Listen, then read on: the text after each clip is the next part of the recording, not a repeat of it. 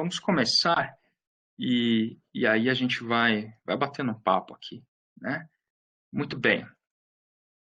Slide 2. Falar muito brevemente sobre a Emerald, para quem não conhece. É uma editora inglesa, foi fundada em 1967, por professores e profissionais ali da região da Universidade de Bradford. Tá?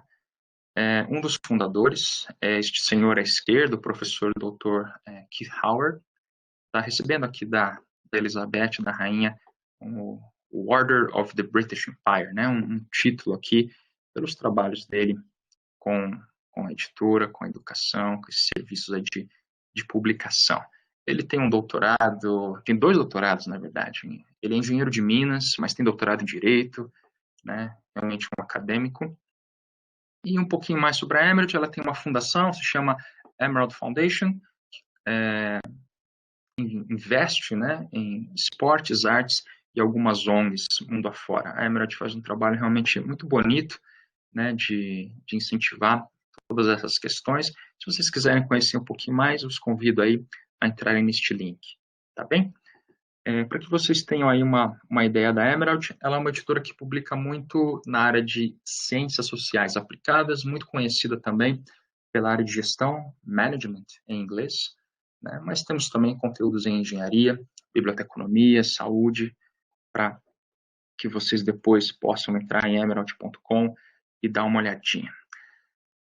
Sempre trago essa tela na qual a gente fala do manifesto, né, publicado pela nossa CEO, a Vicky Williams, sobre a questão do impacto real de pesquisa, o Real Impact Manifesto, que é uma questão muito importante sobre a questão do impacto de pesquisa.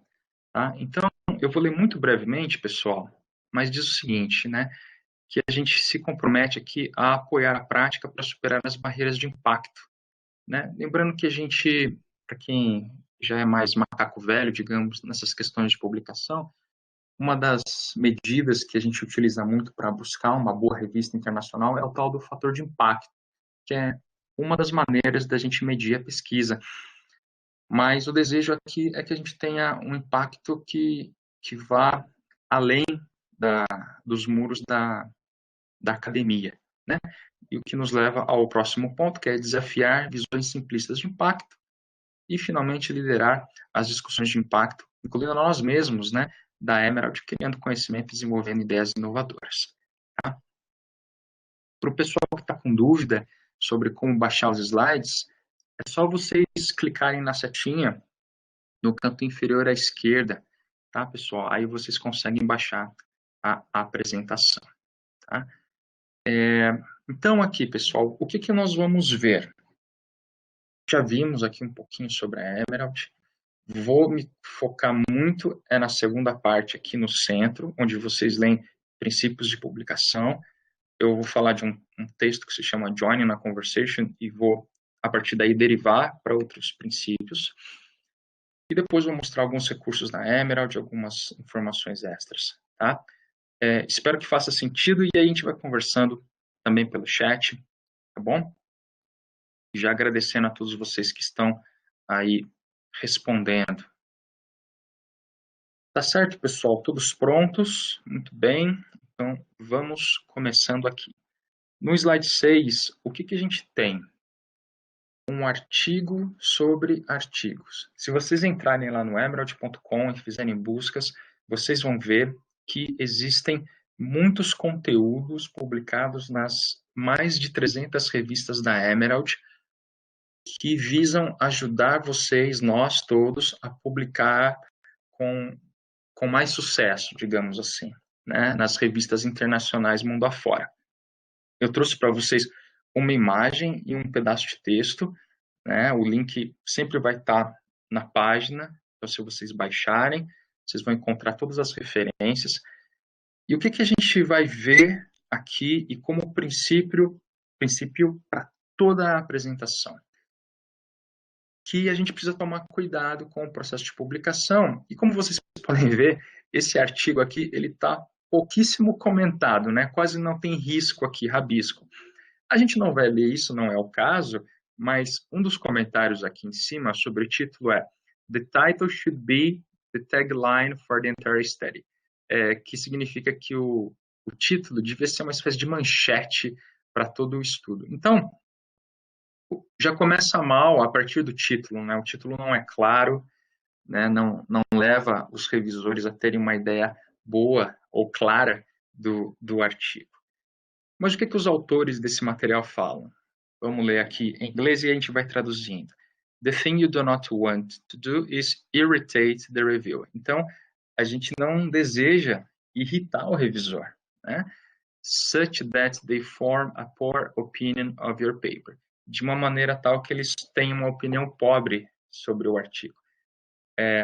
Lembrando que hoje em dia, como nós precisamos, na grande maioria dos casos, publicar em inglês, em várias revistas, inclusive do próprio Brasil, essa questão do idioma ela é muito delicada, porque o que acontece muitas vezes, como o inglês ele é deficiente, isso vai justamente irritando a pessoa que está fazendo a leitura, né? Todos vocês que são estudantes de doutorado aqui, pós-graduandos e docentes, vocês vão entender bem o que eu vou falar agora. Quando a gente pega um texto de um colega ou de um estudante, um aluno nosso, né? E você vê que o português está ruim, e às vezes isso é tão deficiente que acaba afetando o próprio sentido do texto, né? Então, a questão da estrutura, da qualidade do idioma, ela é muito importante. E aí os autores dizem o seguinte, né, que o Mahid diz aqui que o bad writing geralmente vem hand in hand with murky thinking. Então, o que ele diz? Que uma escrita ruim, né, deficiente, geralmente vem mão a mão com esse murky thinking. Murky, no inglês, é obscuro, que não se entende, é pouco claro, né? E aí, o que eles dizem depois? So, by writing clearly, you are forced to clarify your understanding. Então, tentando buscar uma escrita com mais qualidade, com mais clareza, a gente clareia, né, o nosso próprio entendimento, a nossa própria compreensão daquilo que a gente quer passar. Então, o que a gente vai ver hoje bastante é essa questão de como transmitir um conhecimento via artigo científico para uma revista de modo que isso seja fácil, né, que seja digerível para aquelas pessoas que vão ler aquele conteúdo, tá?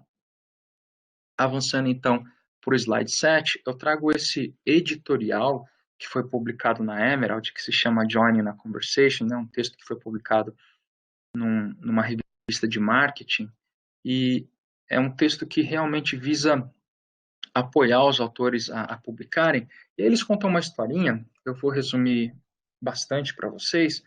Quando a gente vai para aqueles congressos científicos, eventos, encontros, muitas vezes a gente tem um cenário, o coquetel, né, de abertura. Muitas vezes a gente tem o jantar de gala em alguns eventos que são maiores, né? E o que acontece nesses momentos? A ideia é a confraternização, né? A gente conhecer, aproveitar esse momento. Então, nessa história que eles têm aqui, você imagina chegando no coquetel e aí tem esses grupos aqui, né, de colegas. Então, imagina que eu estou chegando lá no coquetel e aí encontro com o primeiro grupo, me apresento, né, sou o André, ali do interior do estado de São Paulo, tenho aí um mestrado em ciência da informação e quero publicar nessa área. Mas, de repente, aqui o pessoal não tem muito interesse por aquilo que eu pesquiso. Então, eu busco um segundo grupo, né? E aí, de repente, esse grupo tem mais interesse e eu também tenho interesse na discussão que eles travam ali, né? De repente, tem mais gente ali da minha área e a gente vai conversando. Mas eu fico ali um tempo, uma meia hora, e tento buscar um outro grupo, né? Para ver se eu encontro mais gente que tem realmente afinidade com aquilo que eu quero pesquisar e publicar. E finalmente encontro aqui um grupo de pesquisadores que realmente tem interesse pela minha área e dialogam de uma maneira semelhante com a maneira que eu pesquiso, né? O que eles trazem nesse texto, pessoal? O que esses grupos representam aqui? Nem todas as revistas que estão aí fora no mercado querem me publicar. E isso não quer dizer que a minha pesquisa seja ruim, deficiente, é simplesmente porque aquilo que eu pesquiso não interessa a elas, né? Então, esse primeiro grupo é um grupo de boas revistas, de nome, de fama internacional ou nacional, mas elas publicam outros temas, né? Esse segundo grupo representa aquelas revistas que são de áreas afins, mas que alguma coisa não casa com a minha pesquisa, né? De repente eu tenho um método, não sei, digamos, super quantitativo, e aqui eu tenho revistas que absolutamente são qualitativas, né? Alguma coisa assim. Mas esse terceiro grupo são aquelas revistas que realmente se interessam pelo meu tema, né, e publicam aquilo que eu pesquiso, tá? O que esses autores desse editorial dizem, além disso, nesse material? Olha só, temos aqui alguns comentários bem interessantes. Então, primeiro comentário, né? The conferences provide an effective way of joining a scholarly conversation. Eles recomendam que a gente participe de eventos, né? Congressos, seminários, encontros, para justamente participar dessa conversação científica, desse diálogo científico, tá? Para a gente fazer parte disso daqui. Aí eles seguem dizendo o seguinte: they present, eles aqui, né, que são os eventos, os congressos, apresentam desenvolvimentos recentes in a field, na área. E olha só que interessante.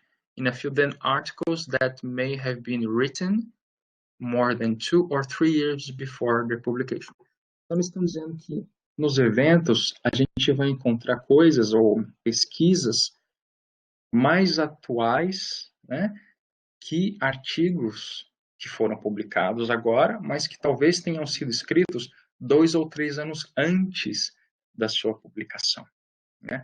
Eu me lembro que eu estava conversando com alguns colegas da Colômbia e eles diziam assim para mim: André, você pode, por favor, mandar para a gente uma lista de hot topics, né, dos assuntos da moda aí para a gente, para que a gente possa saber o que vai ser publicado.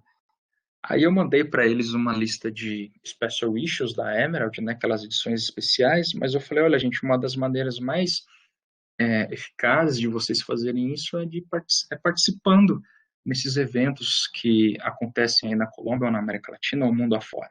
Né? Era um grupo muito especializado na área de logística, né? E aí a gente estava conversando a respeito disso. Lembrando que se um artigo é publicado hoje, gente, ele foi revisado por um período de 3 meses, se for muito rápido, 6 meses, talvez um ano, né? Isso varia muito de revista para revista, mas talvez tenha sido escrito realmente durante o período de 1 ano, 2 anos, 3 anos, dependendo da área, né? E aí eles dizem o seguinte no terceiro ponto. Então, por exemplo, mire 2 ou 3 congressos na sua área, in a field, in a row, em sequência, to get to know personally some of the people, para você conhecer as pessoas pessoalmente, né? Eu sempre comento de um caso de um professor que eu conheço, que ele foi para um evento na Europa, e aí a primeira vez que ele foi lá, o pessoal olhou e falou, nossa, que legal, né? Tem um colega do Brasil aqui com a gente. Aí ele voltou para esse mesmo evento no ano seguinte, e aí os colegas europeus olhavam para ele e diziam assim, puxa, o nosso colega do Brasil voltou.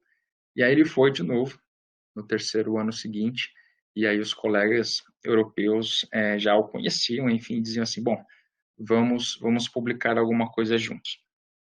É uma história que eu conto porque foi ele mesmo que contou uma vez numa palestra sobre publicações, exatamente o mesmo assunto que a gente está vendo hoje, e ele dizia que essa relação interpessoal com as pessoas faz muita diferença, né? Muitas vezes a gente escolhe os eventos baseado na localidade, né? O evento vai ser, sei lá, no Rio de Janeiro eu quero ir, ou vai ser, não sei, em Paris, e aí eu quero conhecer Paris. O que é justo, faz parte, né? Mas é importante também haver essa consistência e a gente participar dos bons eventos. E aí o último item aqui onde eles dizem que é importante você participar das discussões formais e informais. Lembrando que aqui, se a gente estiver pensando, por exemplo, num seminário, né, num congresso, as discussões formais vão se tratar travar nas sessões onde são apresentados os artigos, mas informalmente a gente vai ter um momento de café, coquetel, jantar, como eu estava comentando com vocês. Eu costumo fazer uma brincadeira, mas eu acho que isso é muito importante,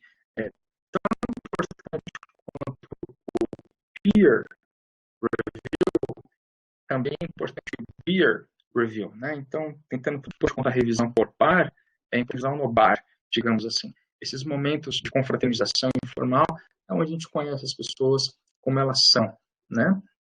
Então, isso pode te ajudar bastante. Eu me lembro que eu estava com um estudante que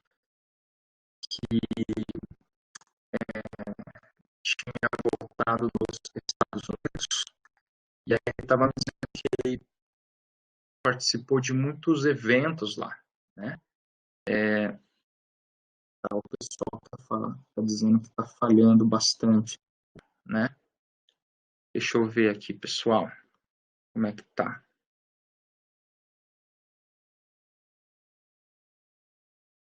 Melhorou ou não? Melhorou? Tá ótimo. Se ficar ruim de novo, vocês me avisam. Não?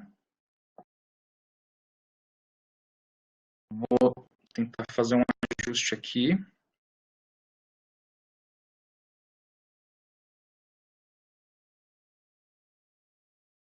Tá. Me deem aqui um minuto, pessoal. Que aí eu vou...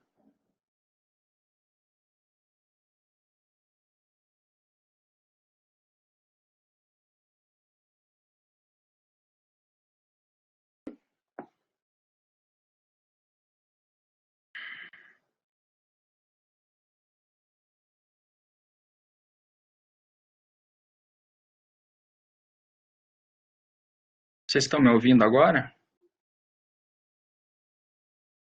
Melhorou um pouco? Ah, ótimo. Ah, então melhorou. Ótimo. Acho que ficou instável mesmo.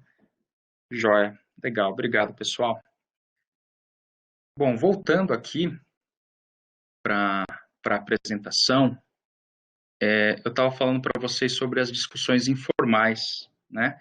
Dizendo que tão importante quanto o peer review é importante o beer review, né? Esses momentos que a gente tem nesses encontros.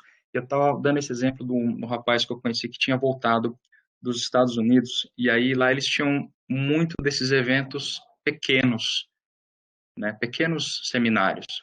Eu tive muito disso também. Eu estudei lá na ECA, ali na USP em São Paulo, e tinha esses eventos pequenos.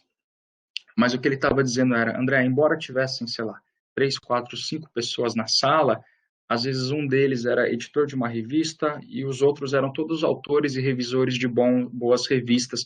Então, eu não precisava de muito feedback, mas o feedback que eu tinha era de muita qualidade. Então, eu conseguia desenvolver a minha pesquisa. Então, é nesse sentido, pessoal, que é interessante esses congressos. Mas mais do que congressos, eu diria oportunidades da gente ter essa interação com as pessoas e ter bons feedbacks. Tá? Trouxe aqui um exemplo de um evento, né?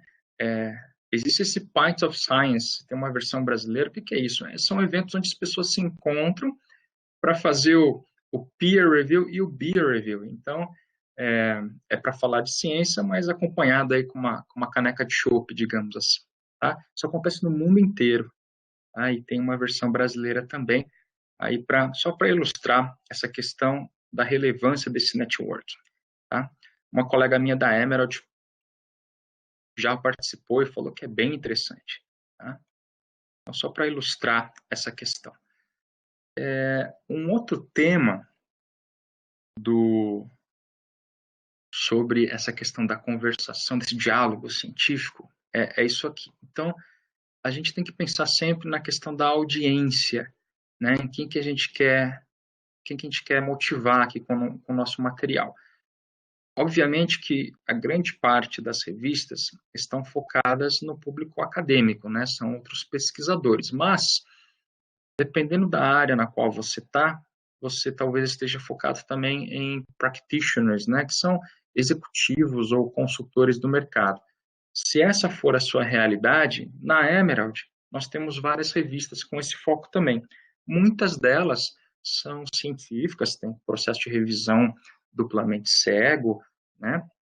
Mas também tem um pezinho no mercado, são lidas por consultores, tá? Então, isso é uma coisa que você deve pensar também, dependendo da área na qual você está. Eu sei que muitas dessas revistas, no caso da Emerald, inclusive, pedem um tamanho menor de artigo. Estou comentando isso porque uma vez eu falei com um professor da Fundação Getúlio Vargas e ele disse assim, André, eu tenho aqui alguns estudantes de mestrado profissional, né? Então a gente queria algumas revistas com esse foco um pouco mais profissional. Talvez você encontre aqui algumas alternativas, tá? Avançando um pouco para o slide 11, o que a gente tem de recomendação aqui? Encontre, então, finalmente, né, você encontrou aqui uma revista interessante para você, um ou dois exemplos do tipo do seu artigo naquela revista target, né, na revista onde você quer publicar. Esses exemplos não são necessariamente sobre o seu tema, mas eles mostram como foi escrito, alguma coisa do método, ou o estilo de argumentação é parecido, né? É uma maneira de você conseguir uma entrada nessa revista, né? Citando, obviamente, pesquisas anteriores que vão te dar uma espécie de sustentação para aquilo que você quer publicar naquele journal, tá? E aqui, muito importante, no próximo parágrafo, eu quero que vocês se foquem nas palavras que estão marcadas aqui em negrito, né?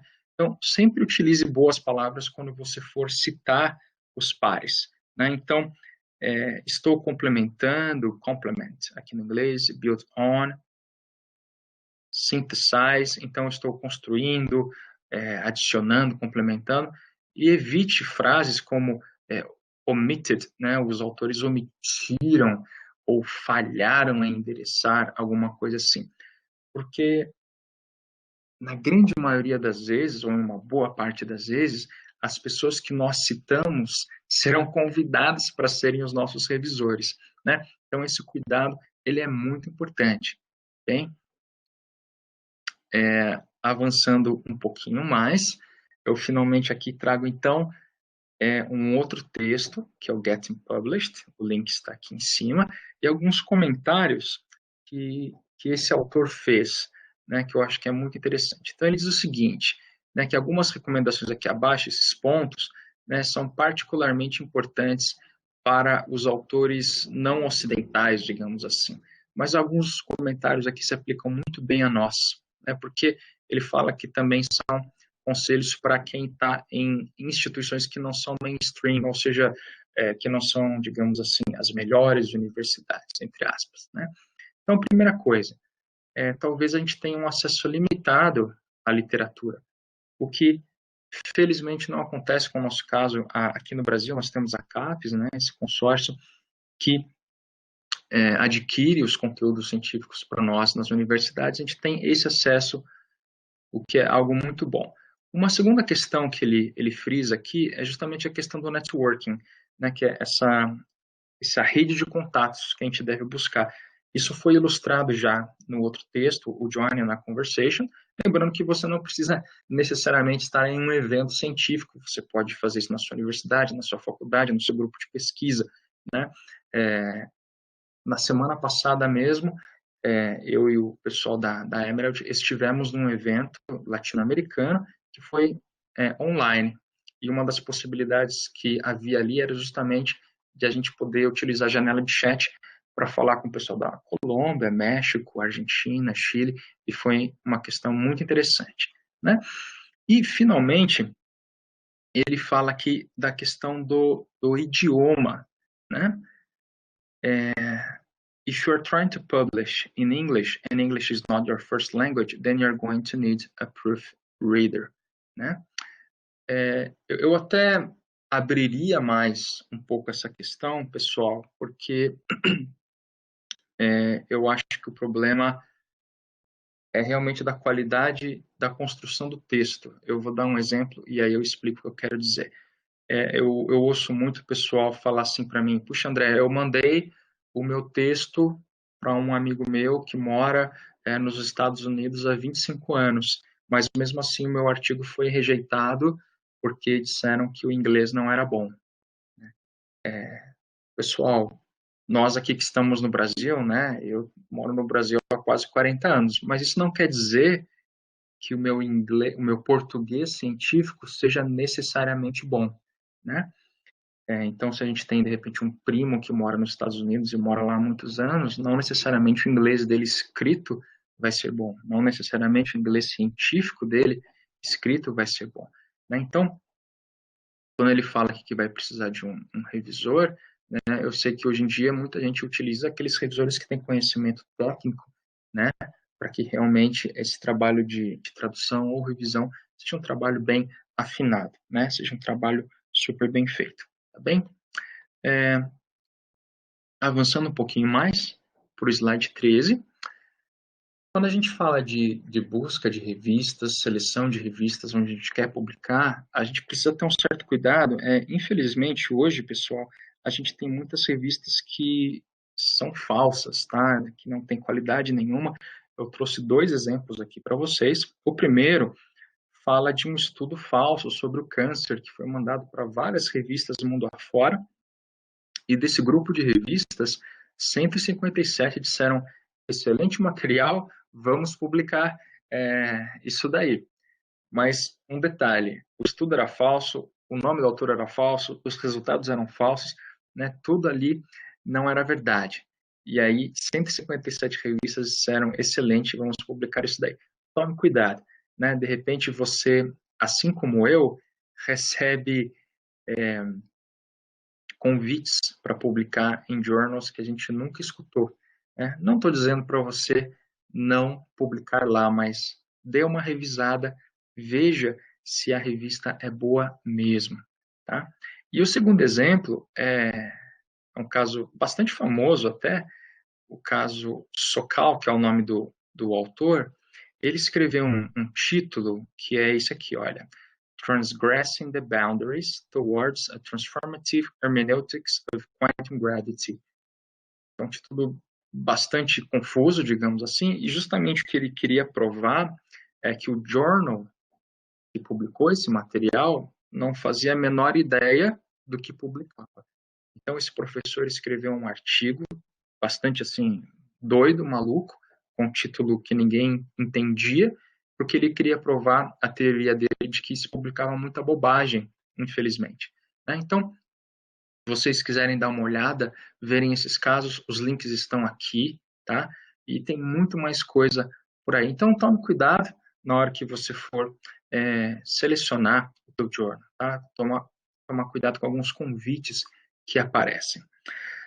Avançando um pouco mais e indo para o slide 14, uma coisa que acontece muito é a tal do desk rejection, né, que é uma expressão em inglês para tal da rejeição do editor. Então, você manda o seu artigo para uma revista e ele nem passa para o processo de revisão. Ele é rejeitado logo de cara, tá? Então, muitos artigos são rejeitados porque não seguem as exigências das revistas. E eu sempre recomendo muito um triângulo aqui, uma sequência, que é o que a gente tem aqui logo abaixo, que é o ler, conhecer e publicar. Nós estamos todos, pessoal, né, pressionados a publicar.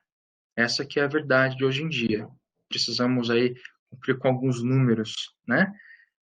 Mas antes da gente publicar em determinada revista, a gente precisa conhecer aquela revista, conhecer os artigos, quem são os autores citados, talvez quem é o editor-chefe, a equipe editorial, né?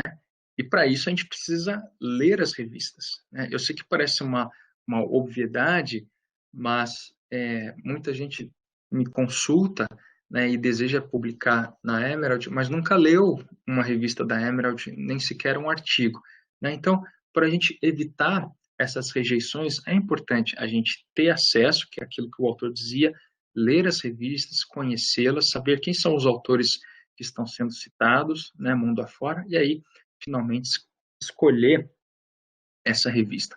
Um dos itens que a gente vê aqui, inclusive, é a tal da carta de apresentação, a tal da cover letter, né, que é um item muito importante para várias revistas internacionais mundo afora. Tá?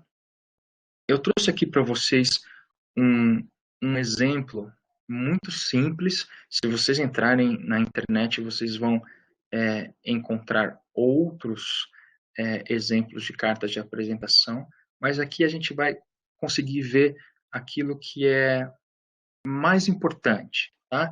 Então, a gente tem aqui a tal da carta de apresentação, ou cover letter, né, no inglês, e aí você vai iniciar dizendo, prezado editor, dear editor, né, eu sou fulano de tal, etc e tal, e aí você finalmente endereça a questão do seu artigo, né? Então, você está fazendo uma submissão para o Journal of Documentation, e aí você percebe, e aí o autor diz assim, você irá perceber que o artigo, né, ele lida com a gestão em bibliotecas públicas, o que eu considero estar fora do escopo convencional do JDoc, né, do Journal of Documentation. Entretanto, esse artigo foca numa nova aplicação de um modelo teórico do tema. Então, eu acho que ele é interessante para essa revista ou apropriado para o Journal of Documentation. Tá?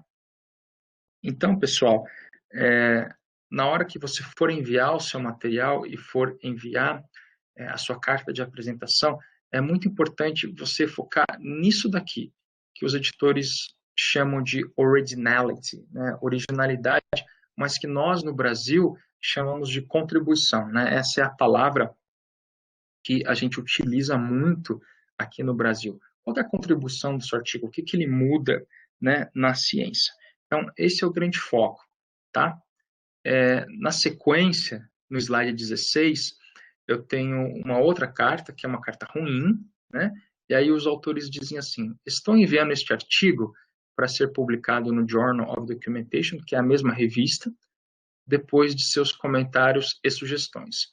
Escolhi o Journal of Documentation para publicar este artigo, pois a revista tem fator de impacto e é bastante reconhecida. Você pode elogiar a revista, elogiar o editor, não tem problema, mas ficou faltando, né, pessoal, aquela informação da contribuição do artigo, né, a informação daquilo que você está trazendo de novidade para aquela revista, para que justamente a gente possa fazer parte daquele joining a conversation, né, entrar nessa discussão científica que é travada aqui na revista. Tá? Suponhando que a gente tenha, então, pessoal, fazendo uma revisão, né, a gente apresentou o nosso artigo, a gente discutiu lá num congresso, num encontro, no nosso grupo de pesquisa, falamos com o nosso orientador ou com colegas, encontramos uma revista, não fomos rejeitados, né, passamos pelo Desk Review, não fomos Desk Rejected, fomos Desk Accepted, então fomos aceitos, e aí chega, de repente, um pedido de revisão. Isso é excelente, é muito bom. Significa que a gente está dentro do ciclo de publicação. Lembrando que muitas dessas revistas têm índices de rejeição acima de 70%, 80%, 90%. Né? Então, isso é um grande feito. Mesmo que os comentários sejam muito incisivos, desencorajadores, não devemos tomá-los pessoalmente. Tá? Lembrando que, inclusive, como na grande maioria dos casos os comentários são em inglês, a gente tende a ver aquilo com uma certa dificuldade, porque o inglês é um idioma bastante seco, né? Mas aí eu deixo com vocês, né, uma recomendação, que é a seguinte: um autor da Emerald costuma deixar de lado o seu artigo com os comentários por uma semana, para que a sua pressão arterial volte à normalidade. Então, o que acontece? A gente faz uma submissão, entra para o processo de revisão, né? E aí voltam os comentários depois de um tempo. O que os autores sentem? Eles leem os comentários, aí eles têm vontade de, digamos assim, atacar os revisores, né? Responder de maneira mais dura aqueles comentários, mas eles não fazem isso. Eles descansam, vão tomar ali um chazinho para relaxar, esquecer aqueles comentários, e aí eles voltam para um artigo depois de um tempo, tá? Com a cabeça mais fria. E aí eles respondem. Gente, quando eu li esse comentário pela primeira vez, 8 anos atrás, eu até ia tirar isso, porque a princípio eu achava que era uma piada, né? Com um assunto sério, que é um assunto de publicação científica. Mas, nesses anos, eu participei de tantos eventos e muitos autores fazem isso, né? Eles voltam para o artigo depois de uma noite bem dormida. E aí aquilo que a princípio parecia que os feria, porque um artigo é basicamente um filho, né? Depois de uma noite, a gente vê que aquele comentário, na verdade, está nos ajudando, né? Aqui eu aproveito até para fazer um outro comentário, contar um outro caso, e já dar um outro conselho. Uma vez eu tive num evento e uma editora-chefe de uma revista inglesa, ela nos contava um caso que é o seguinte: ela voltava para a sala dela e na sala dela, ali na universidade na Inglaterra, já estava uma aluna de doutorado esperando por ela e ela estava trabalhando no laptop respondendo os comentários dos pares, dos colegas. Quando essa professora lê os comentários, ela vê que as respostas dessa aluna de doutorado não estavam muito educadas, né? Estavam muito duras. E ela fala: olha, não responda aos pares dessa maneira. Cada um dos revisores, eram dois, nos enviou 15 páginas de comentários. Gente, eram muitos comentários, né?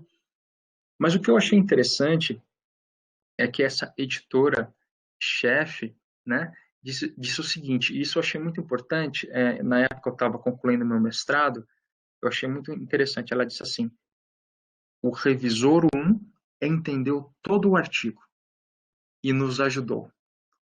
O revisor 2 não entendeu nada e a gente não vai acatar a grande maioria dos comentários. Agora vejam, essa professora, ela é editora-chefe de uma revista muito conhecida lá na Inglaterra, né? Então ela tinha todo aquele conhecimento, né? Eu naquele momento eu ouvi aquilo e falei: puxa, eu provavelmente acataria tudo, né? E ainda ficaria confuso, porque se o revisor 1 diz algo e o revisor 2 diz outra coisa, o que eu faço? Então, um dos conselhos que a gente tem, e que vai estar no final da apresentação, é a questão da coautoria, né, da publicação internacional. É uma recomendação que a gente tem, né, que você possa publicar, na medida do possível, obviamente, com o seu orientador, com outros colegas mais experientes, com outros autores que você confia, tá? Isso vai te trazer mais segurança nesse processo, tá bem? Avançando um pouco mais, pessoal, no slide 18, nós vamos ver aqui os 10 conselhos para um artigo de qualidade. Eu já passo para a próxima tela, no slide 19, tá? Essa é a parte mais importante de hoje, pessoal, que são esses 10 princípios, né? Aquilo que eu tinha comentado com vocês no começo da apresentação. Nós temos aqui a originalidade, e entre parênteses eu coloquei contribuição aqui para nós, né? O que é novo? É uma metodologia, são resultados, e isso é muito importante lembrar que quem vai salientar isso são vocês, né? No seu artigo, na sua carta de apresentação, no seu abstract, né? Qual que é a contribuição que você traz realmente? Eu estava conversando esses dias com o editor-chefe de uma revista do Brasil, e ele estava comentando para mim, né, sobre as implicações do material. Ele queria fazer algumas modificações e tornar as implicações uma parte em destaque, né, na revista dele, porque justamente as implicações teóricas era o que ele queria destacar nos materiais. Tá? Avançando aqui para o ponto 2, onde a gente fala de relevância e extensão do conhecimento existente, eu sempre faço uma brincadeira e uma comparação com o futebol, né? Então, deixa eu aproveitar aí para a gente se divertir um pouco. Pessoal que está aí no chat, qual é o melhor time de futebol do Brasil hoje? Me ajudem aí, pessoal, por favor. Flamengo, Cruzeiro. A Natália diz o Flamengo, é claro. Nossa, mas tem muito flamenguista, né? Clube Atlético Paranaense, Paysandu, 15 de Piracicaba, Atlético Mineiro, o Galo doido, Flamengo, Palmeiras, 15. Nossa, mas tem bastante gente de Piracicaba. Flamengo, Paysandu, Vascão, Ponte Preta, São Paulo, Ibis, Ceará, 106 anos hoje. Ah, parabéns, São Paulo, Ibis, Ceará. Legal, gente. Tabajara Futebol Clube. Nossa, tem vários clubes aqui que eu não conheço muito bem. Grêmio, São Paulo. Na verdade, eu não sou muito conhecedor de futebol, gente, mas é que o tema geralmente desperta paixão, então é o tema que eu uso, né? Vamos supor, gente, que a gente tem a revista de futebol brasileiro, tá? Então, a gente tem um journal, uma revista que publica sobre futebol nacional. E aí eu justamente digo para vocês assim, pessoal, qual que é o melhor clube de futebol no Brasil hoje? Aí vocês vão dizer, bom, depende do critério que você adotar, obviamente.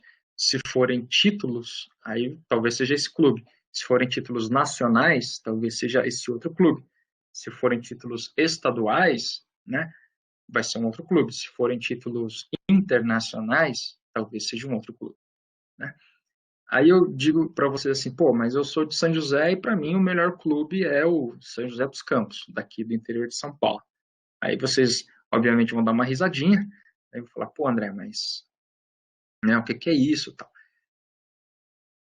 Dependendo dos critérios da nossa revista de futebol, eu vou precisar, primeiramente, gente, escutar a discussão de vocês. Concordam comigo? Entender os critérios de eleição que a gente tem nesse jornal, para que eu possa ser relevante aquilo que vocês publicam nessa revista e para que eu possa estender o conhecimento que vocês publicam ali, trazer um ponto de vista diferente, um método novo, um resultado diferente para aquele journal que vocês publicam, né, sobre esse tema de futebol, tá? Então, se eu quero ser publicado numa revista, eu preciso primeiro ler aquela revista, né, voltando àqueles slides anteriores, né? E aí eu tento trazer algum conhecimento, né, que seja relevante para vocês e que estenda essa discussão. Vocês me entendem, né? Nessa comparação que eu estou fazendo entre o futebol e o nosso tema aqui da revista, né? Justamente, Daniela Águia do Vale, né? O São José. Avançando um pouquinho mais, gente, para o terceiro ponto, sobre o método, né? As conclusões são válidas, são objetivas. Eu não sou especialista em métodos, mas na hora que vocês forem redigir o artigo de vocês, seguramente vocês terão de selecionar algum método ou alguns métodos.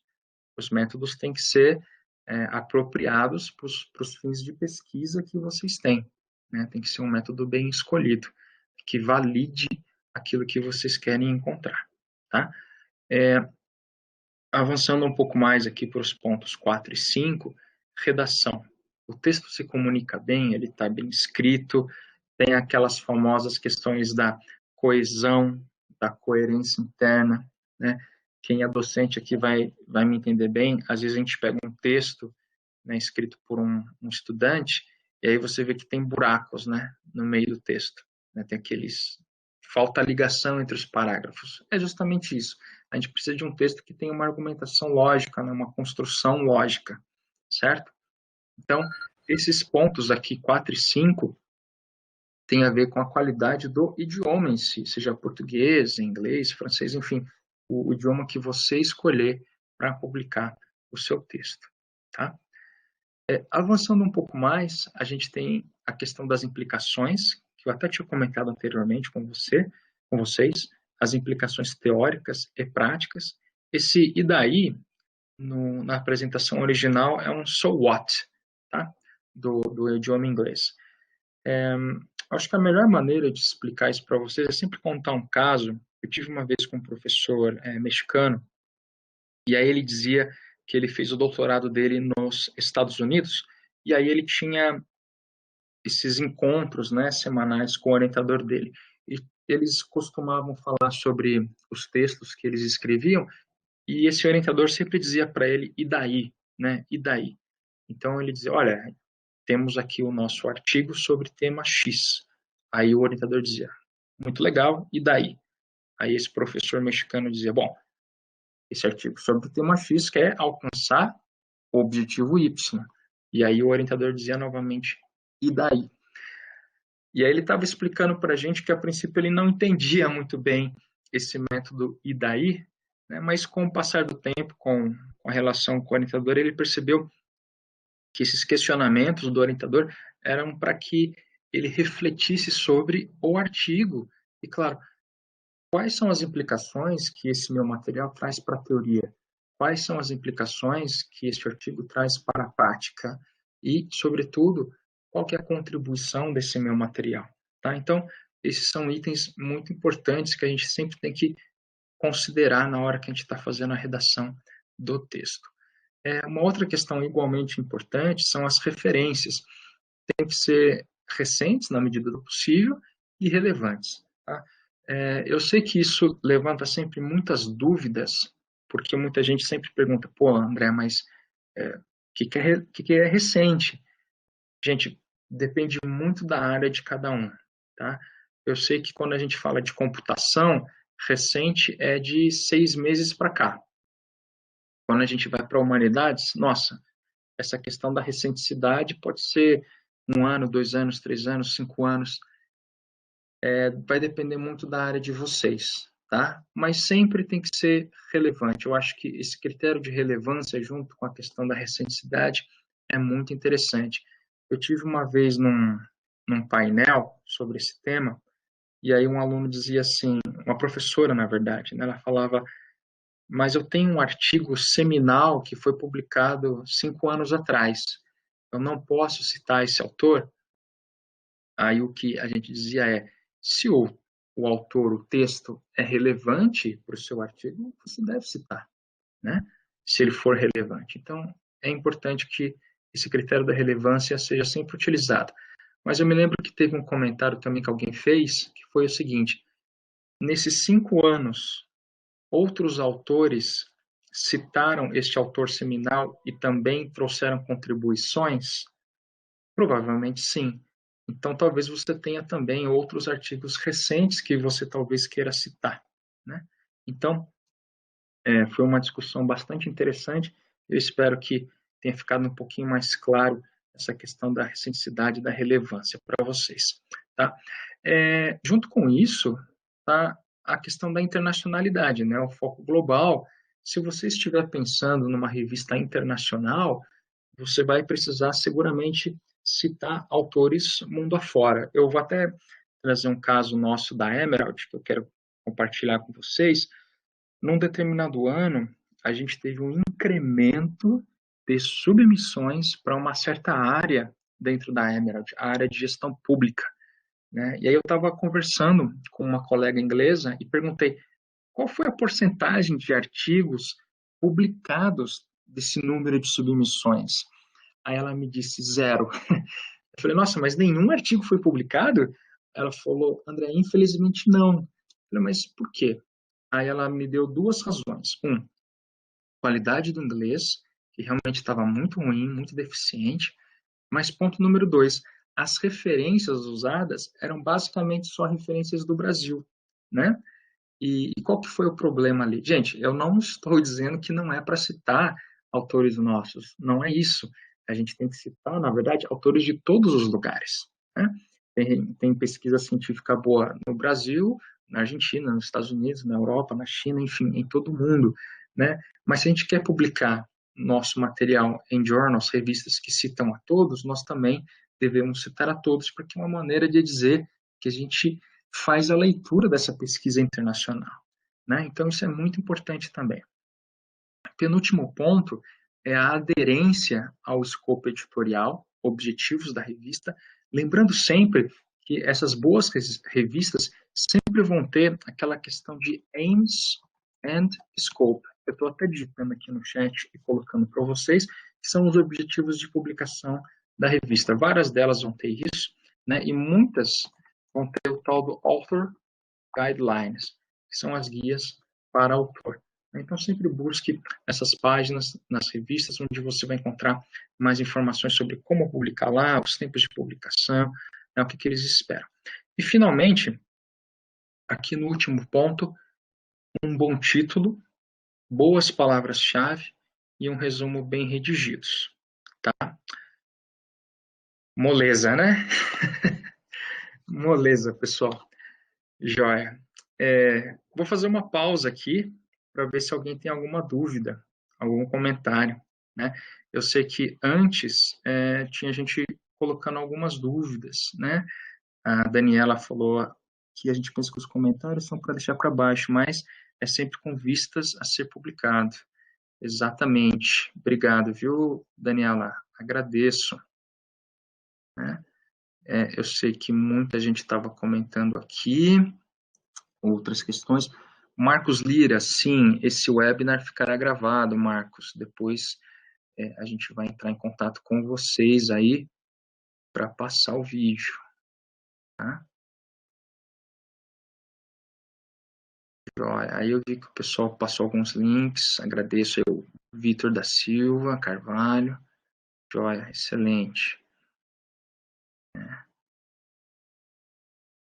Natália perguntando de psicologia na Emerald. Olha, Natália, a gente tem vários títulos, né, nessa linha. Eu vou chamar de saúde aqui, tá? E também psicologia. É que essas revistas, elas tratam de assuntos muito específicos, né? Eu, de memória, agora me lembro que tem uma que trata sobre autismo, por exemplo, algumas outras de psicologia. Aí talvez a gente teria que ver quais delas casam com, com aquilo que você publica. A Camila está perguntando sobre interdisciplinaridade. Olha, muita coisa. Até me lembro de um caso, gente, que eu acho que vale a pena compartilhar com vocês. Uma vez eu tive numa universidade e um professor veio com um artigo sobre igreja. E ele falou, André, você tem revista sobre igreja? Eu falei, olha, professor, acho que não, né? E, de fato, não tinha nenhum título, uma revista que tivesse no nome, né, igreja, alguma coisa assim. Mas aí a gente sentou, a gente analisou o texto, né, e aí eu, né, muito humildemente falei, professor, se você me permitir, eu diria que esse artigo não é sobre igreja, ele é mais bem assim sobre liderança, né, liderança de grupo, alguma coisa nesse sentido, e num nicho muito específico que é eclesiástico. Agora, revistas sobre estratégia e que tratam do tema de liderança, nós temos muitas, né? Mas eu duvido que haja muitos artigos que tratem desse nicho. Então, eu mudaria um pouco o foco para uma questão mais de liderança e estratégia e daria destaque a esse nicho eclesiástico que eu acho que pode ser muito interessante, né? Então, esse sucesso na publicação também, obviamente, depende muito da maneira como a gente coloca, né, o foco no nosso material. Né? A Priscila está perguntando sobre tempo de publicação. Priscila, vai variar muito, né? Como eu dizia a vocês, nós temos, por exemplo, revistas na área de computação, algumas aí, né, na área de engenharia também, que vão ser provavelmente as revistas mais rápidas. Eu já vi artigo sendo publicado em 3 meses, mas também já vi artigo sendo publicado em 1 ano. O tempo médio da Emerald hoje gira em torno de 5 a 6 meses, tá? É o tempo médio. Beatriz perguntando de valor de cobrança pelas revistas de alto impacto para publicar ou para acessar. Joia. Eu estou vendo que muita gente está escrevendo, né?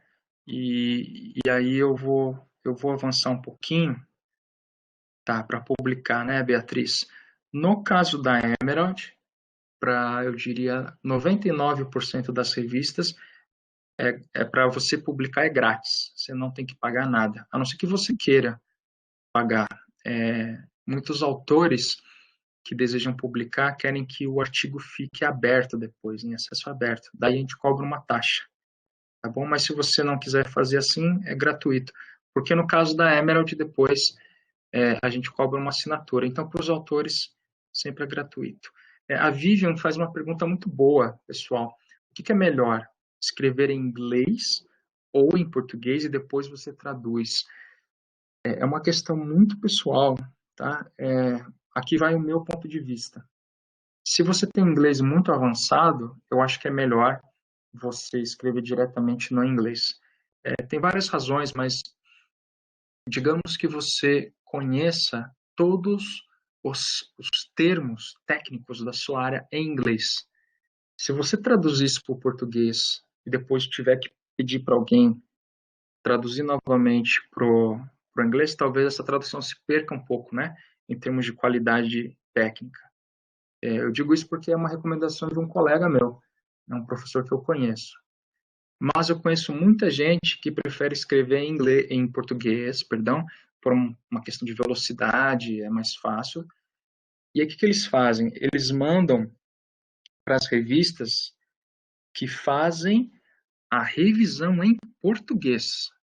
Mas, uma vez que o seu artigo é aceito, a revista te pede que o seu artigo seja traduzido. Eu acho isso muito interessante, gente, pelo seguinte, o custo de tradução, ele é alto, né? Então, qual que é a maneira de você não gastar muito? Se for possível, né, você manda para uma revista que faz o processo de revisão por pares em português. Se o seu artigo for aceito, aí você paga para traduzir se você quiser, né? Aí você evita de sempre pagar antes e depois pode ser que você não seja aceito, né? É uma questão que eu ouvi também de um outro professor, tá? A Camila está falando sobre revisão. Camila, junto com o portal de periódicos da CAPES, nesse ano, eu fiz 4 apresentações anteriores, tá? E uma delas foi especificamente Camila de Lima Santos, sobre revisão por pares, tá? Eu vou te mandar o material. Aí no final a gente vai fazer um bem bolado aqui com todo mundo, tá bom? Fiquem até o final, pessoal, por favor, tá? Camila do Nascimento pergunta do Covid. Eu vou falar um pouquinho mais no final, tá? E a Stephanie aqui dizendo que faz traduções, joia, com as recomendações dela. Muito legal. Obrigado, pessoal. Gente, então, a partir do slide 20, a gente vai ver aqui algumas questões um pouco mais aprofundadas, digamos assim, tá? Inclusive, são coisas novas, tá? Sempre com link para o material original. Eu não consigo, obviamente, mostrar tudo para vocês. É, no final, cada um de nós tem que sentar, né, e fazer a leitura detalhada de tudo, mas aqui algumas coisas para dar um destaque e mostrar para vocês alguns princípios e com link sempre para que vocês possam consultar depois, tá? Sobre a questão da estrutura do texto, é aquilo que a gente já viu antes, né? A recomendação é começar por baixo, aqui, pela base da pirâmide, onde a gente tem os nossos dados, e aí a gente vem redigindo questões de método, resultados, discussões, e a última coisa que a gente vai escrever é o título. Mas eu quero compartilhar com vocês um caso que eu ouvi uma vez. Eu estava no Rio Grande do Sul e uma professora falou assim: André, eu entendo essa lógica, mas eu faço de um outro jeito. Eu falei: que legal, me diga como você faz. Ela falou: eu começo pelo título mesmo. Escrevo o título porque eu preciso ter uma certa direção, um norte para minha pesquisa, e aí eu vou escrevendo, né? Mas isso não quer dizer que aquele primeiro título seja o título definitivo, né? Então eu vou, escrevo a conclusão, chego nos meus resultados, as discussões, mas aí eu acabo voltando, né? Melhorando o meu texto e eu mudo o meu título, reescrevo o meu resumo e tal. Então, eu acho que cada um, no final, vai encontrar a sua própria maneira, né? De fazer a redação do seu texto segundo aquilo que considera melhor, né? Muito bem. Avançando um pouco mais, questão de revisão de literatura, sempre muito importante citar as pesquisas anteriores, como a gente tinha visto, citar os trabalhos recentes, e aqui sobre a autocitação, somente se for relevante. Tá? Eu tenho um caso muito curioso para comentar com vocês. É um evento científico aqui no Brasil, e aí o autor manda o paper para ser revisado antes do congresso. E aí o artigo é revisado e o revisor diz assim, olha, é muito interessante seu artigo, eu apenas não entendo por que você não citou fulaninho de tal. Fulaninho de tal é o maior nome nessa área no Brasil. Por que você não o cita? Aí o autor diz, é porque fulaninho de tal sou eu, né? Gente, se for relevante, tudo bem, né? Não tem problema, né? Lógico, você não vai fazer uma autocitação, não sei, 20 vezes no artigo, você vai se autocitar uma vez, já é suficiente. Talvez duas, não sei, depende da pesquisa, né? Se for relevante, né, não tem problema. Então, essa é uma questão bastante importante quando a gente fala de revisão de literatura, tá? Avançando um pouco mais no slide 22, sobre o método, indique os métodos que você utilizou, demonstre que a metodologia é sólida e apropriada aos seus objetivos de publicação, né, aquilo que a gente comentava antes, e relate a história principal, definindo os estágios principais da pesquisa. Eu sei que no caso da Emerald, existe a possibilidade de você adicionar apêndices, caso o seu texto seja muito longo, tá? Então, isso é possível também. Ah, pessoal, um outro comentário. Eu sei de revistas que têm um certo limite de palavras, digamos 10.000, mas às vezes publicam um texto com 12.000 palavras. Conheci o editor de uma revista, e aí ele falou assim para mim, André, eu recentemente publiquei um artigo um pouco mais longo, mas na cover letter, na carta de apresentação, os autores me explicaram os motivos pelos quais o texto era muito longo. E eu achei ok, tranquilo, né? E a gente publicou, tá? Então, mais uma vez aí, mostrando a relevância da questão da carta de apresentação, a cover letter, tá, pessoal? Joia. Sobre os resultados, foque no essencial, assim como a gente viu na metodologia, fatos relevantes. Tá? Aqui no segundo ponto, quais são os fatos significativos que aparecem. Tá? E esses resultados vão alimentar as discussões nas discussões. Eu sei que está repetido aqui, inclusive, nesse final, pessoal, mas é de propósito mesmo. Tá? Dependendo da sua área, dependendo onde você quer publicar, na revista, tudo é muito divididinho, muito estruturado. Então, nos resultados, você apresenta os resultados. E na próxima sessão das discussões, você discute. Tá? Então, se atente sempre a essas questões, tá? Para ver a estrutura da revista, como que ela trabalha isso. E aí, nas discussões, coisas que talvez você queira considerar. Cada um dos seus resultados foi discutido, digamos que você tenha tido 2 resultados. Você discutiu aqueles 2? Ou, digamos que você tenha tido 10 resultados. Você discutiu os 10? Esses resultados que você tem são consistentes com o que outros pesquisadores afirmam? Existe alguma diferença? Quais são as diferenças? Então, coisas que talvez possam te ajudar nessa redação das discussões. E, claro, as limitações, né? O que não se recomenda? Obviamente, não afirme nada que os seus resultados não apoiam e não introduza novos termos, novos conceitos. Isso é bastante comum. Tem gente que me fala assim, André, com esses resultados eu já consigo vislumbrar outras questões. A recomendação é finalize o seu artigo, se limite àquilo que você buscava neste artigo e escreva um novo com essas novas ideias que estão brotando aí. Tá? Avançando para o slide 25, sobre as conclusões, então, apresente conclusões globais, específicas, né? Seja claro no seu texto, aquilo que a gente falava no começo. Responda a sua pergunta original, né? Aquele seu mote de pesquisa, o que você queria buscar. Apresente as limitações do seu trabalho, né? E aqui o que a gente deve evitar? Não resuma o artigo, o resumo é o local certo, né? O abstract. Novamente, eu sei que parece uma obviedade, pessoal, mas muita gente resume o artigo no final de novo. Não precisa. Tá? Não apresente um novo material, guarde para um novo artigo e não entre em contradição. Né? Vamos avançando aqui para o slide 26, e aqui alguns conselhos para o seu texto de introdução, espero que ajude. Para que serve a introdução? Né? Para convencer os leitores de que você entende da importância do seu texto. E aqui existe uma sequência de perguntas que talvez te ajude a redigi-lo.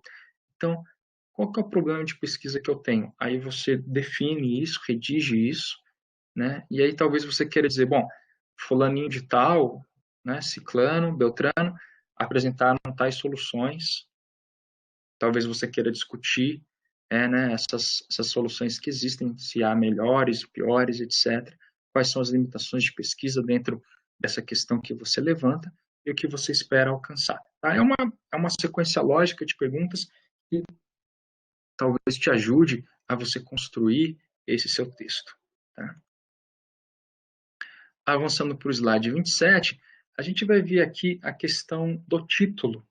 Né? E aí eu espero que eu consiga mostrar para vocês a sugestão do professor aqui, o Mark Fulmer. Inclusive, eu deixo o link para que vocês possam acessar isso depois. Ele diz o seguinte, que um bom título tem que ter uma expressão que introduz o texto e segura o leitor, palavras-chave que identificam o foco do trabalho e uma certa localização do tema. Eu vou dar um exemplo para que isso fique um pouco mais fácil. Então, aqui, esses dois títulos.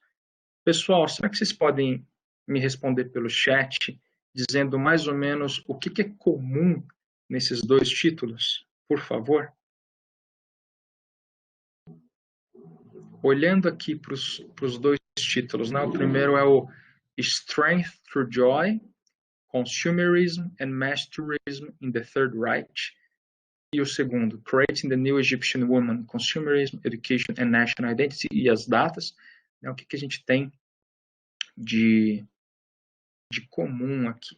O Guilherme dizendo contexto, a Ana, subtítulo, a Daniele, contextualização temporal, gostei, joia.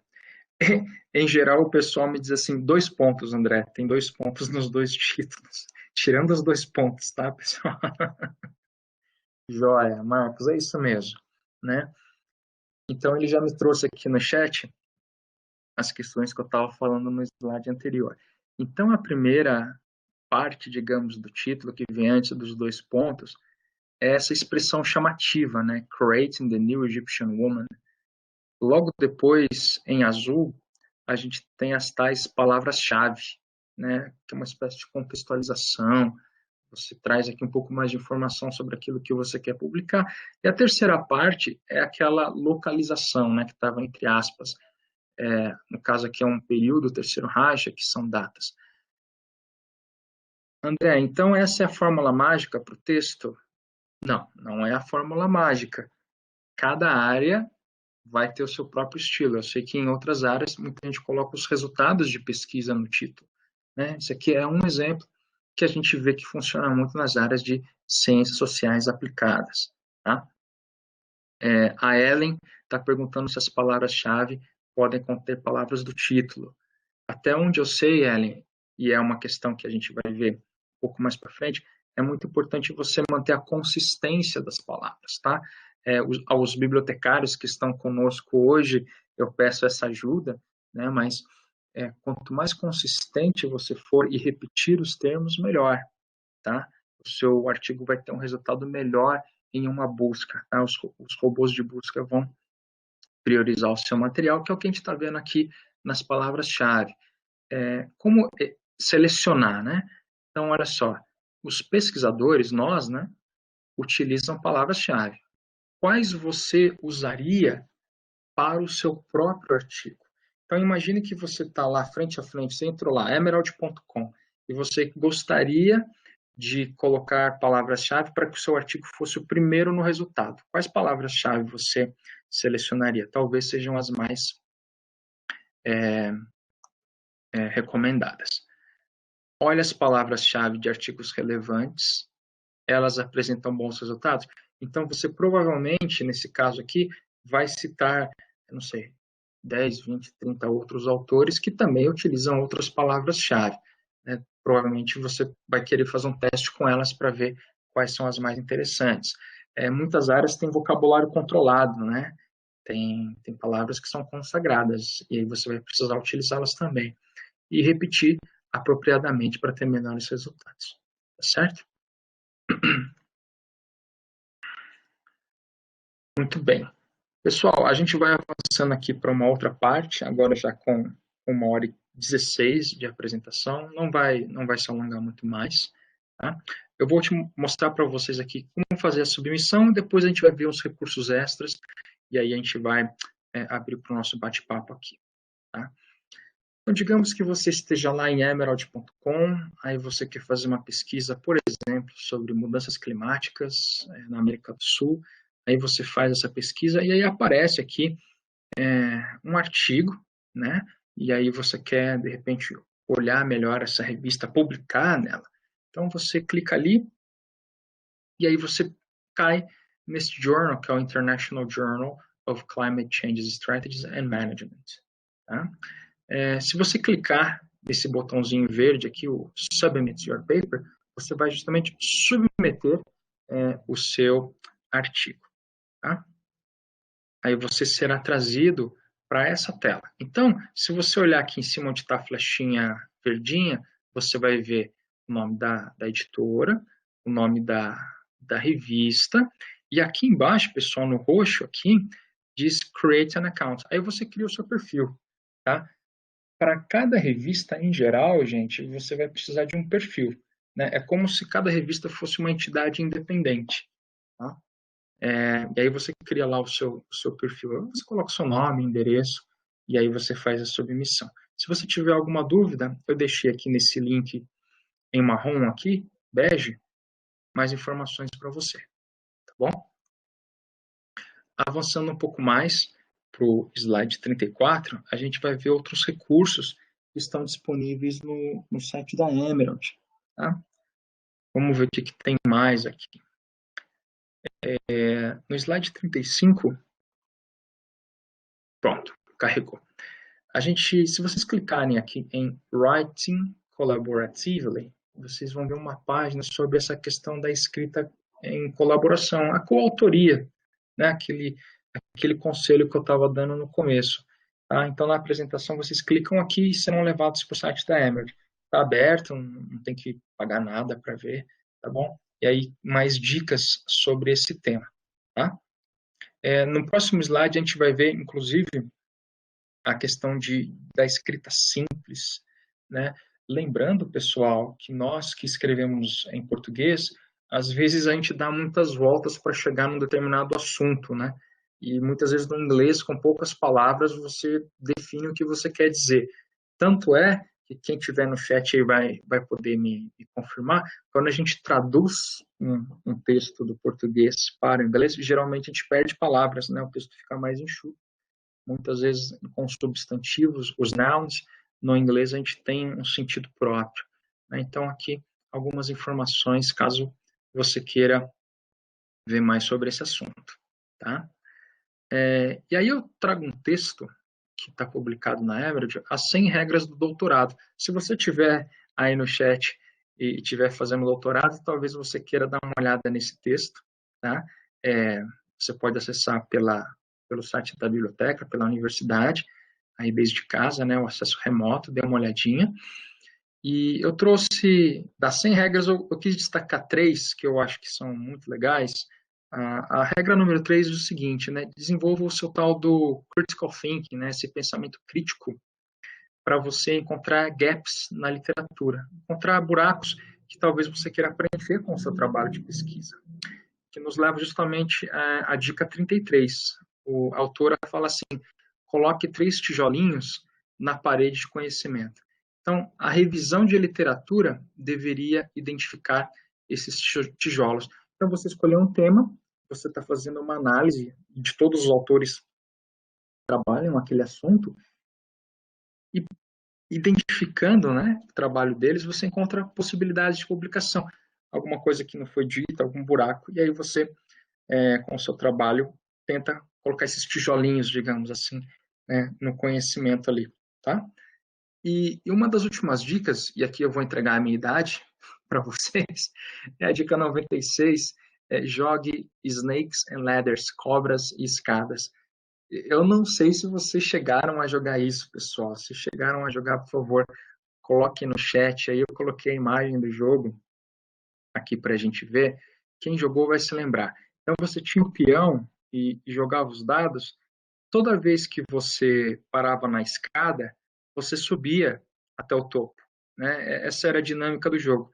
Mas toda vez que você parava numa cobrinha, você tinha que ir descendo até o final, tá?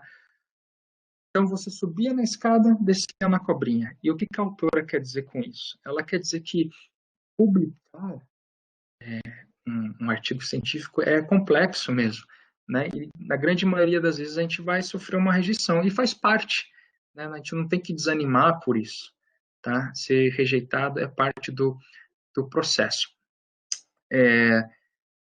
Se você for aceito para publicação, você será revisado por pares e aí vai ter que ler aqueles comentários e respondê-los. Faz parte do processo também, tá? Então é muito interessante ter isso em mente, né?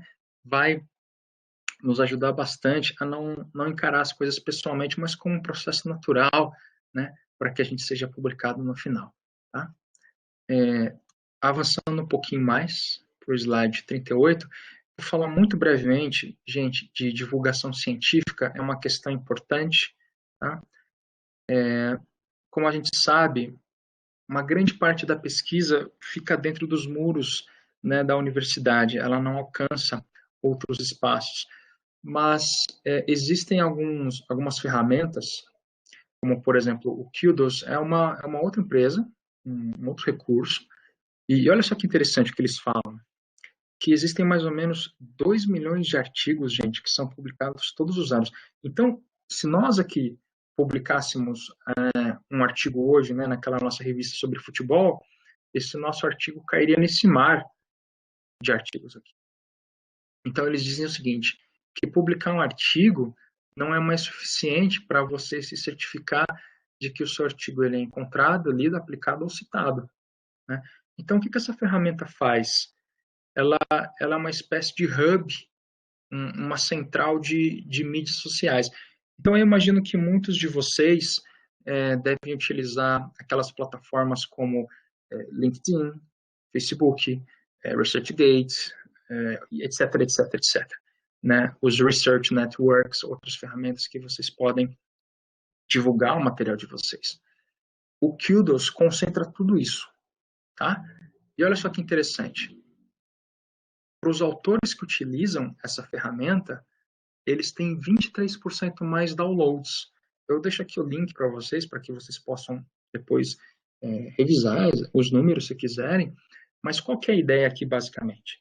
Pessoal, a gente sofre tanto para publicar, e uma vez que a gente publica, é importante que a gente divulgue isso. Tá? E o Kudos é uma ferramenta para essa questão da divulgação científica, da disseminação científica. Tá? Se você usar, possivelmente você vai ter muito mais downloads.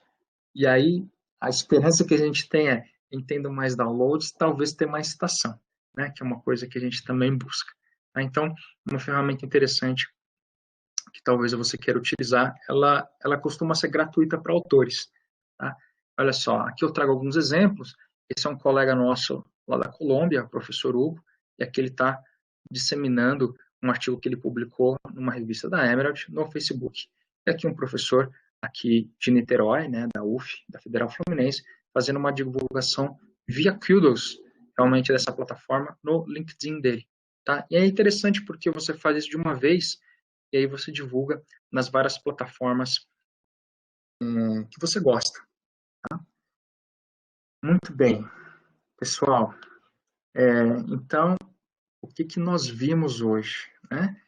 Um breve histórico sobre a Emerald, para que vocês conheçam quem são as pessoas por trás ali da editora. Vimos os bons princípios de publicação, eu espero que tenha ficado claro essa sequência, né, e esse círculo de ler, conhecer, publicar, no qual ler as revistas, conhecê-las é muito importante.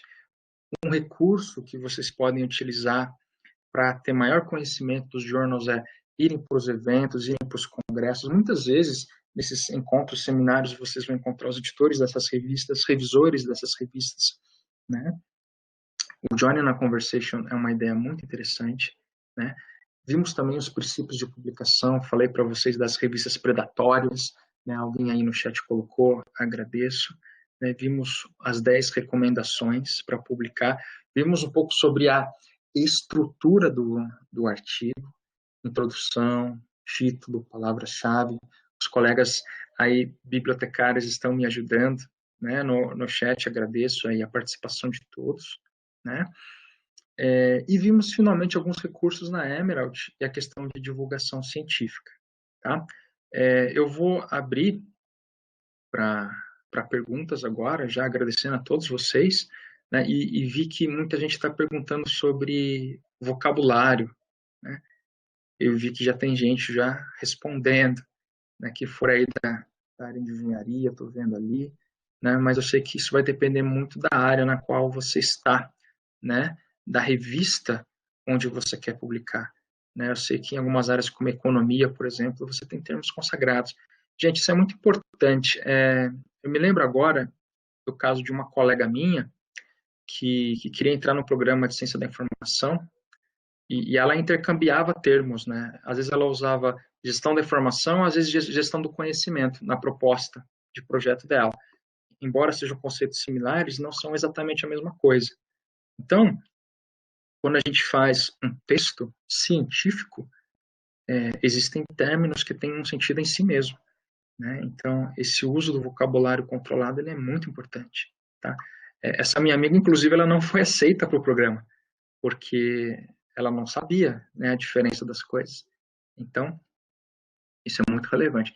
Priscila, excelente, Priscila Monzato, vá para a aula sim, né? Agradeço a sua presença. Eu vou pedir uma última coisa, eu sei que o já está saindo, porque já deu mais de uma hora, né? Fica cansativo, mas é que hoje a ideia era fazer uma apresentação mais comprida mesmo, compridinha. Universidade. Eu vou pedir para vocês, para quem quiser, coloquei no chat, pessoal. Se você quiser que eu te adicione a nossa base de autores e quiser que eu mande para você as apresentações, deixe para mim, por favor, o seu nome, seu e-mail, universidade e a sua área de pesquisa, tá? Para que eu possa mandar para você as informações, tá? E eu me lembro que uma pessoa aqui na sessão perguntou de revisão por pares, né? Pessoal, eu vou subir agora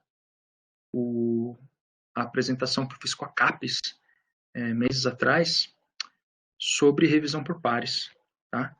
E aí eu vou deixar aqui configurado para que vocês possam baixar essa apresentação, tá? Estou subindo agora. Enquanto isso, se você tiver alguma outra pergunta, dúvida, manda bala aí no chat, tá? Eu vou tentar responder com o maior carinho. Está convertendo aqui o arquivo e deve subir em alguns segundos, pessoal. Está processando aqui. Página 15 de 20, processou, joia. Está aparecendo aqui na tela a apresentação sobre revisão por pares, tá bom? Alguém tinha perguntado, né, no comecinho. Então tá aí. Se você clicar na seta à esquerda, abaixo, você consegue baixar já a apresentação, tá bom? Joia. Agradecendo aí a todos que estão passando os nomes e os e-mails. Eu mando depois para vocês a apresentação, a gente continua conversando aí, batendo um papo, né? Dalgisa, Elton, Stephanie, obrigado a todos vocês aí A Stephanie é de comunicação, eu também. Comunicação e saúde, né, Stephanie? Eu sou mais de comunicação social mesmo. Né? A Eliane nos ajudando muito aí com os comentários, né? Falando do vocabulário. Obrigado, gente. Natália, Francisco, Priscila, Camila, Mari. Obrigado aí, Camila de Lima Santos, pela participação, pelo elogio. Espero que tenham gostado. Como eu estava falando, com a CAPES, a gente fez 4 apresentações anteriores sobre temas que eu tratei hoje, mas a gente dividiu, né? Multiplicou, melhor dito. Então, a primeira foi sobre revisão, depois eu falei sobre a estrutura do artigo. Então, a gente fez apresentações de 1 hora, mas aí deu para falar um pouco mais sobre cada tema. A apresentação de hoje, ela está dando agora 1 hora e meia, então eu coloquei todos os assuntos numa apresentação só, né? Então, a gente viu mais, mas não viu, digamos assim, com tanta profundidade alguns assuntos. Então, no vídeo de revisão por pares, eu falava com um pouco mais de tempo sobre esse assunto. Né? Ah, legal, Stephanie, tô lendo aqui a sua resposta. Parabéns aí, né, pelo trabalho em comunicação, muito importante. Inclusive, você está me fazendo lembrar de um outro caso. Isso é importante comentar com vocês, pessoal. No Sul, eu tive uma vez na Unicinos, eu sei que tem alguém da Unicinos aí, eu tive num grupo de, acho que engenheiros, mas eles tinham dentro do grupo de pesquisa, pessoal, um jornalista. Por quê? Essa era uma moça, ela fazia um lifting final, digamos assim, dava um tapa no texto antes do artigo ser submetido, que era para justamente trazer uma qualidade de redação. E assim eles publicavam mais, né, porque tinha essa profissional no grupo. Então, é muito interessante, né? Muito interessante. Lendo aqui os comentários. Ô, Guilherme, muito obrigado aí, tá? Pelo elogio, agradeço muito. E agradeço muito, gente, a ajuda de vocês também, né? Aí o pessoal falando do vocabulário e tudo, né? Helene, a gente tem um Instagram, mas o Instagram, ele é em inglês, né? Que é a editora inglesa, então eles postam tudo lá. Em geral, eles não costumam postar muito essas coisas para autores, eles postam outros conteúdos. Então, eu sugiro que você entre nessa página. Olha, pessoal, bem lembrado, viu? É que tem tanta coisa, então eu tento focar nos assuntos, porque senão fica muito, fica muito doida. Eu vou colocar à esquerda, pessoal, em notas compartilhadas. Eu não vou colocar no chat, porque o chat está bem animado agora. Um link, que é link para autores, tá? É a terceira informação à esquerda, em notas compartilhadas. Vocês vão ter um link para autores. Tá? Vocês vão encontrar mais informações para autores. Tá? Gabriela Prioli, obrigado a você. Mônica de Oliveira Rocha, a Daniela América da Silva. Ah, tá certo, Eliane. Entendi, né? Para repostar. Eu também gosto, viu, de Instagram, eu acho muito legal. Eliane, depois passe para mim, por favor, o seu Instagram, né? Para a gente seguir ali. Kátia, obrigado. Espero que vocês tenham gostado, que as informações sejam de ajuda, né? Ah, gente, vocês tinham me perguntado do Covid. Ah, eu tenho uma informação importante para vocês aqui, tá? Onde é que estava? Quero passar para vocês um link com algumas questões importantes do Covid, né? Vocês tinham pedido. Deixa eu passar aqui para vocês também. Vou colocar novamente em notas compartilhadas, porque o chat está bem ativo agora. Uma quarta informação sobre o corona. Se vocês entrarem em notas compartilhadas, vocês vão ter acesso a tudo que a Emerald tem sobre gestão de crise, gestão de pandemia. Lembrando que a Emerald é muito boa nessa parte, né? De administração, gestão pública.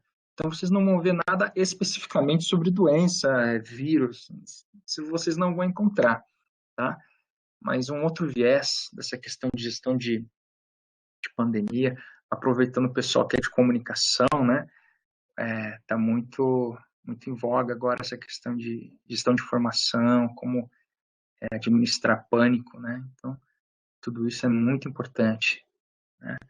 Se vocês entrarem nesse link aí em notas compartilhadas, vocês vão ver o que a gente dispôs abertamente. E, inclusive, faço um convite a vocês.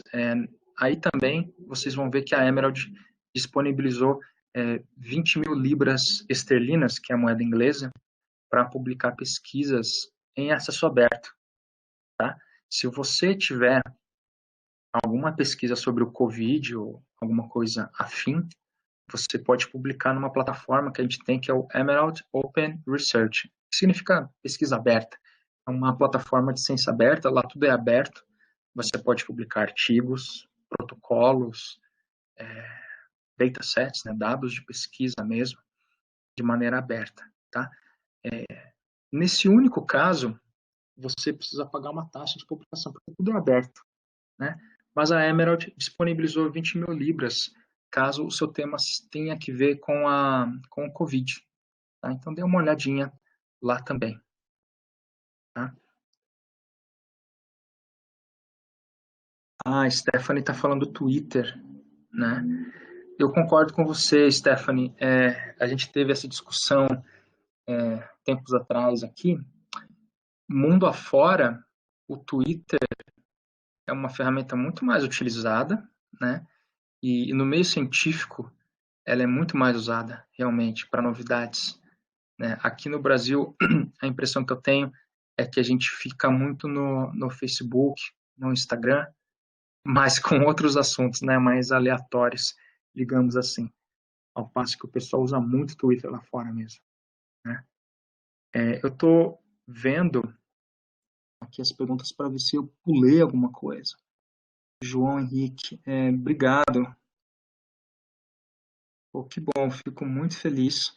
Espero que ajude você aí, né, os colegas. A Fernanda falou que é da área de psicologia e educação especial. Legal, Fernanda, obrigado.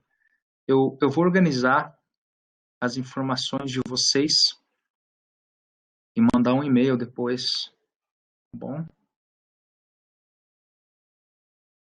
Olha, tá, eu acho que não teve nenhuma dúvida. Pessoal aí mandando os e-mails ainda. Ah, legal, tá joia. Tá, o Giza, eu vi a mensagem, tá bom? Mando sim. Legal, gente. Agradeço aí a participação de vocês. Muito legal. Obrigado mesmo, viu? Bem, se não tiver nenhuma dúvida, eu vou finalizar. Tá dando 1h40 já? Tá bom, né, gente? Já dá pra gente almoçar. Então tá bem, pessoal. Um abraço a todos. Se cuidem por aí. E boa pesquisa aí. Abração.